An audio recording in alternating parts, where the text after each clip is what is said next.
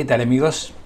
Bueno, en el capítulo 14 del libro que estamos siguiendo, el Bamidbar, Números, la Torá nos había relatado cómo ante el informe pesimista de los enviados y la negativa de la mayor parte del pueblo a marchar sobre la tierra prometida, Dios establece que habrían de pasar 40 años en el desierto hasta que se extinguiera esa generación. Se refería a los varones mayores de 20 años.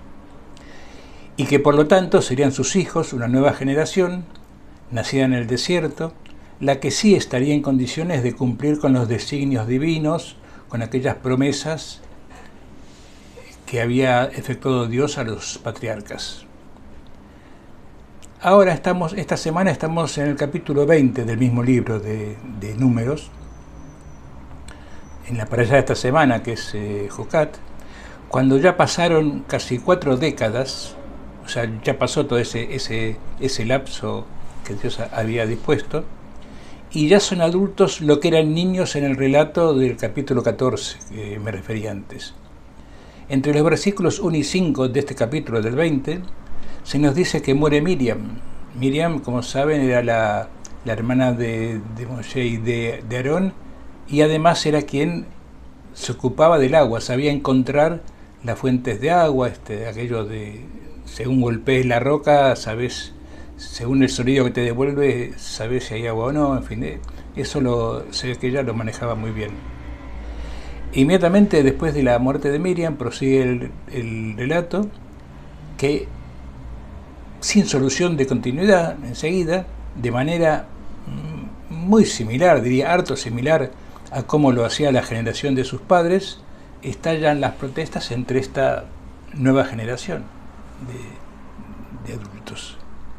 Y dicen, en versículos 3, 4 y 5 del capítulo 20, ojalá hubiéramos muerto con la muerte de nuestros hermanos delante del Señor. ¿Por qué habéis traído la congregación del Señor a este desierto para que muramos allí nosotros y nuestro ganado? ¿Por qué nos has sacado de Egipto para traernos a este mal lugar? No es lugar de cementeras, ni de higueras, ni de vides, ni de granados, y no hay agua para beber. Claramente estaban desconformes. No se ve que hay mucha diferencia con los padres. Más adelante, en el mismo capítulo 20, el versículo 29, el último versículo, la Torá da cuenta de la muerte del otro hermano de Moisés, de Aarón, que era el sumo sacerdote, el Cohen Gadol, que oficiaba en aquel entonces en el Mishkan, en el tabernáculo. Y al comienzo del capítulo siguiente, del 21, ante la aparición de la primera dificultad, que tenían que caminar hacia las tierras de Edom, surge otra vez el mismo reclamo, en el versículo 21:5. El pueblo, nos dice la Torá, el pueblo habló contra Dios y contra Moisés. ¿Por qué nos habéis hecho subir de Egipto para morir en este desierto? Si no hay pan ni agua y estamos asqueados de este pan liviano. El pan liviano se refiere al maná, se ve que era algo vegetal, que no satisfacía demasiado los paladares y que además lo comían todos los días, o sea que estaban un poco cansados de eso. Algunos lo traducen en una versión, pone pan podrido, porque estaban podridos de comerlo. Bueno, era esto lo que quería comentar así brevemente. ¿Qué es lo que está sucediendo aquí? Porque se supone que estos, o sea, los jóvenes, habrían de estar mejor preparados que sus padres para continuar el camino. Y sin embargo, las protestas son prácticamente iguales, ¿no? Aquí la Torá no nos explica qué pasa. Esa es la tarea de los que la leemos y, conociendo las historias, un poco tratamos de interpretarlas de alguna manera. Porque aquí no terminan los problemas, va a haber más. Ahora no lo voy a decir, pero los que leyeron ya lo saben, y en los próximos capítulos pasan más cosas. ¿Cuál es la conclusión que podemos tener, que podemos llegar a aventurar o a especular, digamos? Los cambios no son tan rápidos. no termina una generación y la siguiente ya está en condiciones de hacer un cambio, como se diría, revolucionario. No, no es así, no dice la Torá.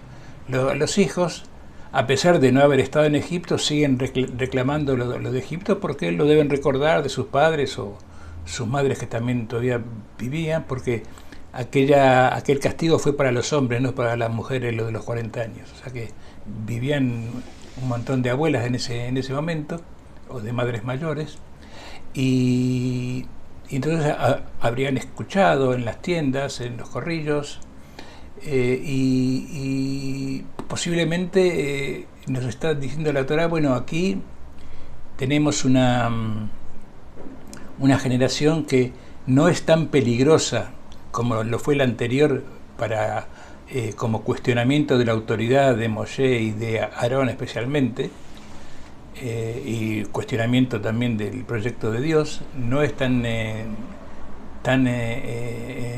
como digo, no había tanto riesgo de realmente de que se podrían volver a Egipto. O sea, si el informe de los espías, de los que fueron a buscar información a Canaán y volvieron con ese relato pesimista, casi todos ellos, o si la rebelión de Koraj y de Datán y Abirán hubieran tenido éxito, igual ahí se terminaba la historia y no estaríamos hablando de la Torah en estos momentos. Se volvían a Egipto y ya la cosa cambiaba. Y con los hijos podemos pensar que si bien seguían la misma tesitura reivindicativa que los padres, pero ya el grado de peligrosidad, el riesgo de involución ya no era tanto. De todos modos, esto es una enseñanza que se puede interpretar porque se repite, incluso se enumera por algunos intérpretes, hablando de otros casos, como el caso de Rashi, que él decía que pasan generaciones. Hablaba en el caso de la gente que entra en la fe de Israel, que él decía que hasta las 8 generaciones no se puede decir que está hecho el proceso de cambio. Es decir,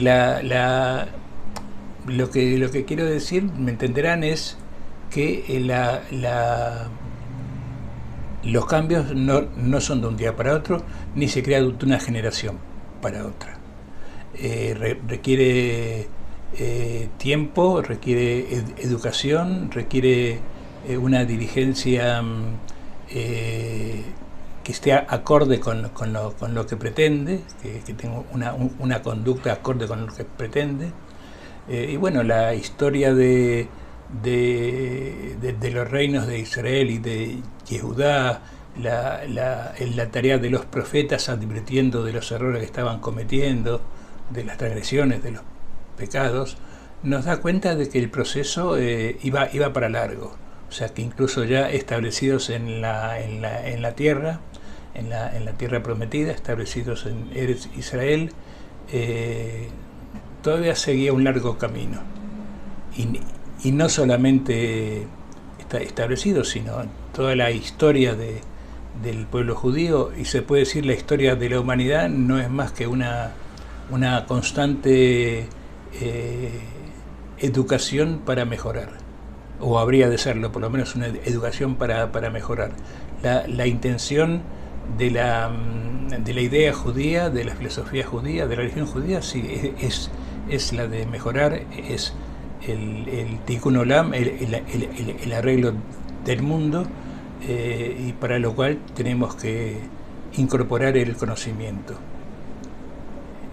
Esto es incorporar la Torá en el más amplio de los sentidos, tanto los libros que sabemos como Torá, el Pentateuco, como todo el conocimiento que nos ayude a mejorar este mundo.